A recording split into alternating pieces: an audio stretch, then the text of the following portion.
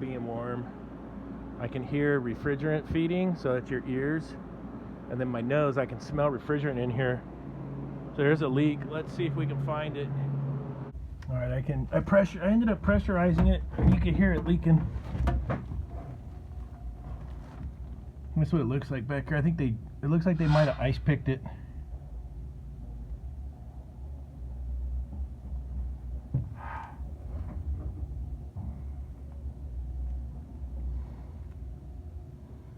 You can see the oil stains. I could hear it leaking.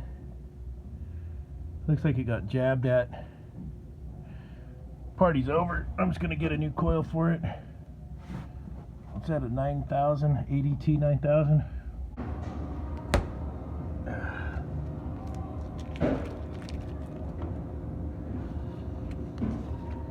That's how we do it right there. That's gonna go right there. That's how we do it right there. And then this can go right here. Thank you. Look at that, 225. I started at about 8:30. It's like 2 hours. There's that one, whatever happened to it.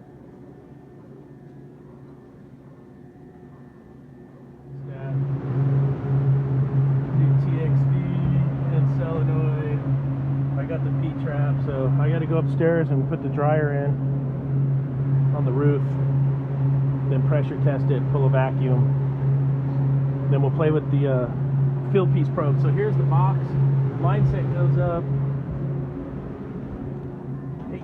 it goes up through the T-bar there, and then it's right on the roof right above, so we'll see if they can broadcast that far. On the roof here, it's Team York. I bid those two to replace those two for the store. We'll see. Look at this. You guys don't see this too often. Stainless steel evap cooler. That's really nice. Needs new pads. Thing's been here forever. There's a little condenser unit for that walk-in box.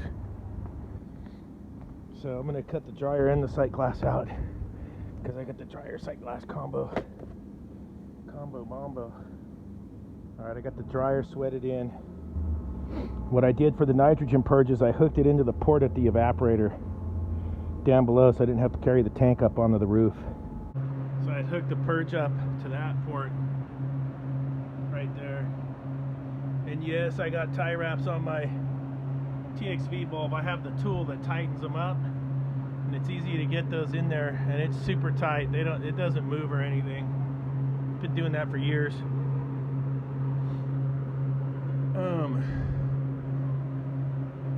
I'll go from braze, get a little pressure test going in there, and then if it passes the pressure test, we will get it on the vacuum pump. I'm going to pull the vacuum right here also. Alright, so I got the vacuum pump hooked up, one hose special into the valve core tool. Just got it turned on and started. Solenoid is energized through the thermostat. So the whole system's evacuating with one hose. I didn't have to carry this up to the roof because I'm down here. It's an access point. Alright, while the vacuum's pulling down, I got some tidying up to do and stuff. I need to insulate my suction line over there. And I'm going to harvest the fans and the fan motors out of that old evap coil. But I've been lugging around this vacuum pump here, this Robinair 6 CFM, since 2003. Bulletproof machine, great machine. But my question for you guys is anybody using a smaller vacuum pump that's lighter? You know, I'm not getting any younger. So if any of you guys are having good luck with a lightweight vacuum pump, I sure would like to know. I don't work on big systems. I don't think I need 6 CFMs most of the time. Maybe like a 1.5 or a 2 that's lightweight, save the back some. Let me know in the comments below. That'd be really helpful. All right, I'm working on a new song for you guys. This one is Harvest Time. Ow! Harvest time. Get you some parts to get you out of a bind. Harvest time. You might need a little help on a Friday night. Ow! Your customer will be stoked, they'll be so happy. You got them cooling in a snappy harvest time. Get you some fan guards, some fan blades, and some fan motors. Ow! So after you sing the harvest song, you get all your gear out of the old coil. You got your make a flying saucer out of your fan guards. Get a couple bolts out of your hardware tray to put through, just finger tight. Stack the fan blades in there, then the fan blades won't get all dinged up living in the back of your truck. And then you'll have those for a Friday night special to get you out of a pinch. I became a harvest master because too many Friday nights as a rookie just getting hammered and not having any gear. It was just sucked. So that's how you do the harvest. You just make the flying saucer for you new guys. And you got yourself a couple backup fans and some fan guards. Customers like it when you do that stuff on a Friday night and you don't charge them for it. You're already getting paid for your labor, and then you get to come back with the correct parts, so you get to charge your labor again, which is absolutely legit. Okay, just a little heads up. Okay, so the vacuum's all done. I broke the vacuum with some 134. I got to clean the condenser, of course. Like always, you know what they all are. Multiple offender. Ding, ding, ding. While I got the multiple offender cleaning up, I did turn on the app. I did set it for 134A, and lo and behold, bam, I'm getting the probes from down below. They're dropped out, it'll come back. The temperature one hasn't dropped out, the suction one did. It'll come back. So it's going through the roof there into the walk-in box and then back up to here. We'll let it reestablish. And then I'm about ready to turn this thing on. Yeah, there it goes. Oh. Trying to get out of the sun here so you guys can see. Alright, refrigeration guys. I'm up on the roof. The probes are in the box. I'll get another shot of the box. Wood construction. That's the front of the building where the van is. You walk in, walk-in box is there, it goes down, it's in there. And then there we are. I'm going to turn the condensing unit on so we can get started here. So I'll be able to actually see the superheat at the condensing unit while we're up here. It's probably short cycle because I don't have enough gas in it yet. Okay, so we're up, we're running. I'm low on charge. As you can see, I'm just getting started here.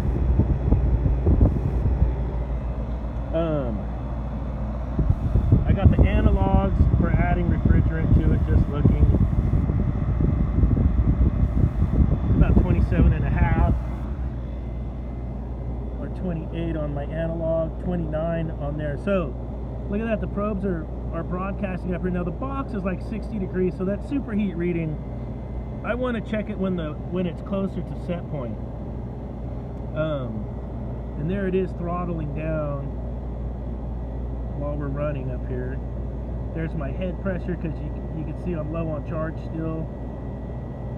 The box is like 60 degrees. It's probably 65 degrees outside. I got that coil is all wet.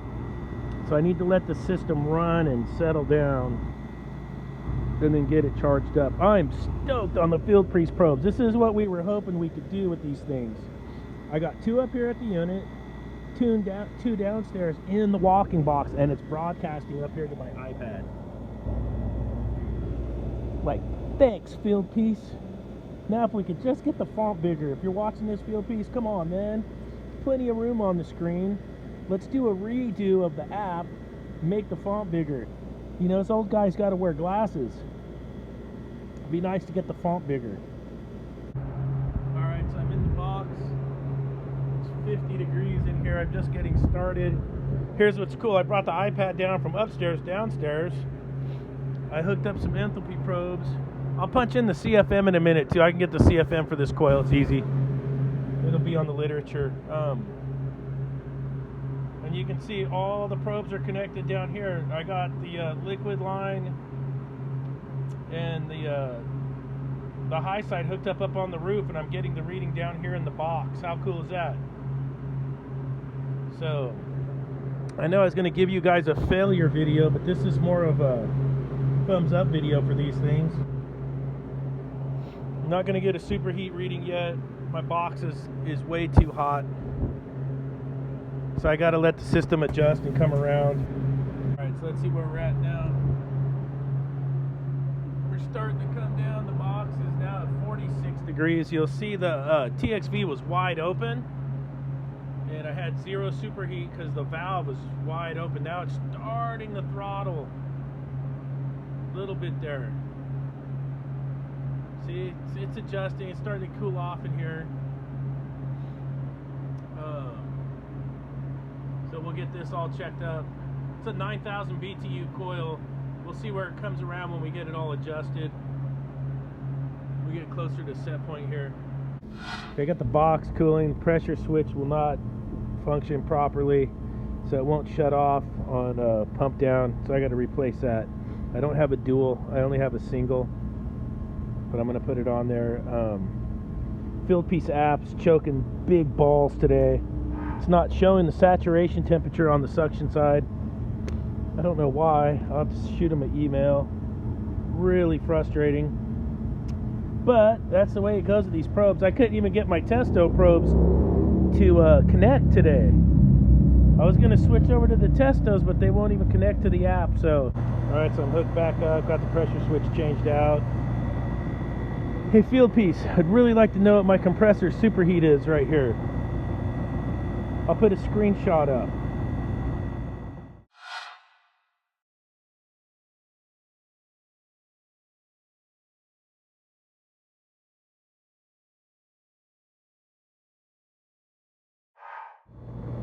I'm going to get a little button high head switch for this, and we'll put that in series with that switch.